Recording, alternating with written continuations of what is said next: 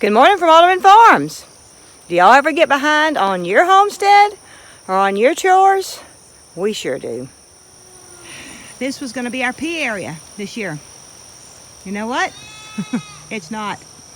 This is actually the jungle of the high tunnel. We haven't even got it completely cleared out. That's weeds from last year. Do have green beans growing. Potatoes in boxes.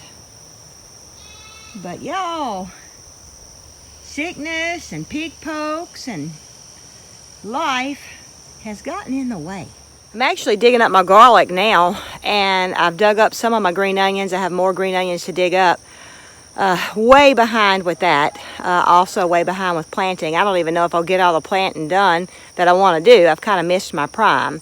But you know, our slogan is where life on the farm just got real. Well, this spring's been real. So anyway, still have to do chores. Garlic is kind of past due digging. And this is just volunteer from some I had dug before. You can see it's full of weeds, but it still grew. So I'm going to dig up these few garlic and see what we have.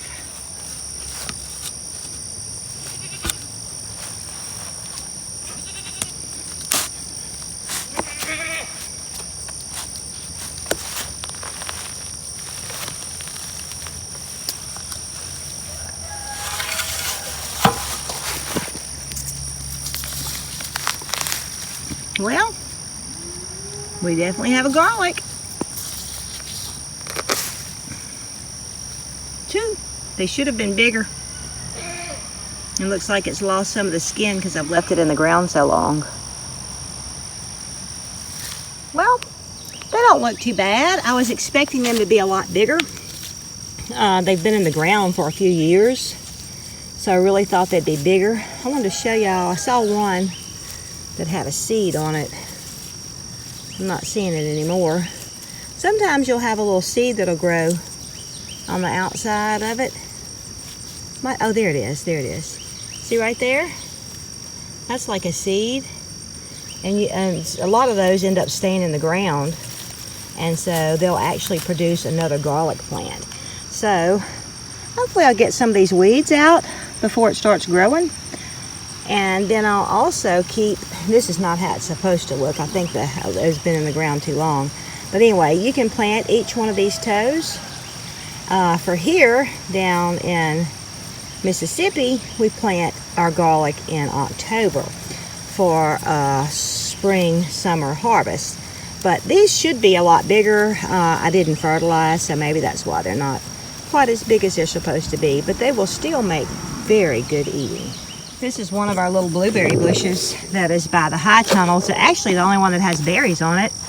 And of course, we didn't fertilize them either, but this one is making berries. So I'm gonna pick these. I just have been picking a handful at a time.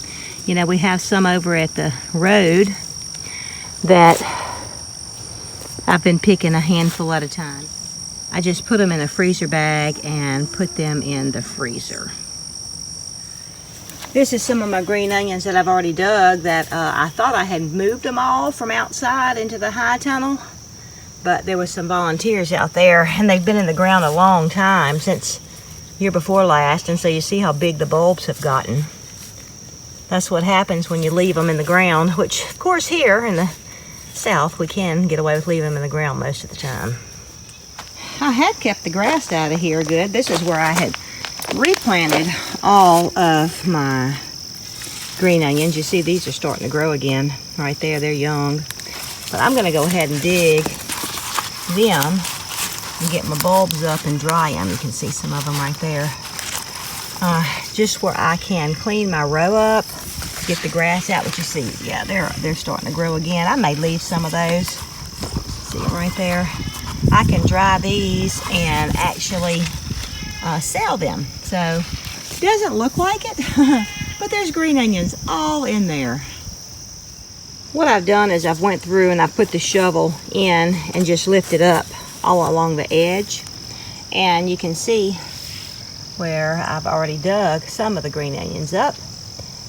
They've come up pretty easy. I didn't realize I had the water turned off right here. Of course, I've got them planted. I planted on both sides of the drip tape. The water was not on though, so that's why I have such powdery soil. So also my aunt told me, this is actually my pawpaw's green onions that start from his original green onions that my aunts have given me. And she told me that if I would pull the dirt away, that they would make bigger bulbs. And so I may do that next year because these are kind of small. These aren't, but you see they're kind of above the ground, so they made a little bit bigger bulb. They're just easier to work with.